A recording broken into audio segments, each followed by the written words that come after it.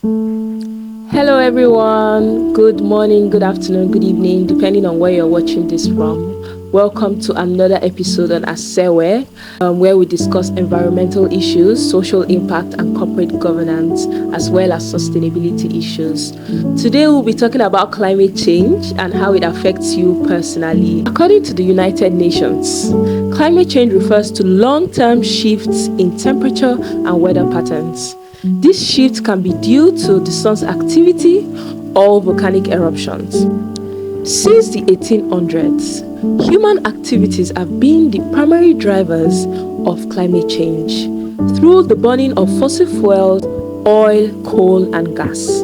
Burning fossil fuels generates greenhouse gas emissions that act like a blanket wrapped around the earth, trapping the sun's heat and raising temperatures. The main greenhouse gases that are causing climate change are 1. Carbon dioxide and methane. Carbon dioxide from the gasoline you use in driving your car and the coal you use in heating your building. For example, clearing land and cutting down forests are major sources of carbon dioxide. Agriculture, oil and gas operations are major sources of methane emissions.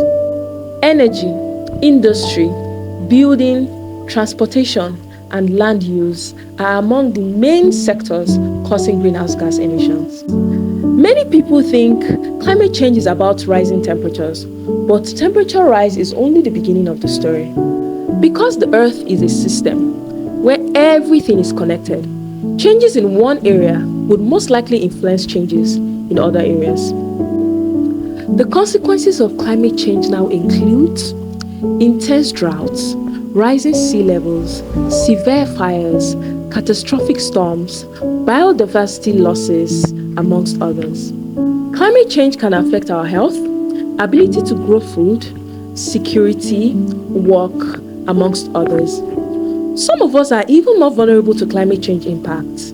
For example, people living in small island nations and developing countries like Nigeria.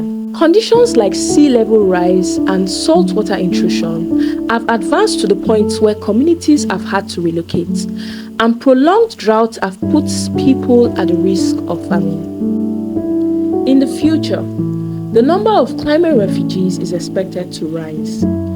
This is a major concern that should be taken seriously because as a developing nation, we are vulnerable and lacking in essential resources to combat climate hazards. Join us this time next week for another enlightening session on climate and sustainability matters. Do not forget to like, subscribe, and share our content with your friends and family members.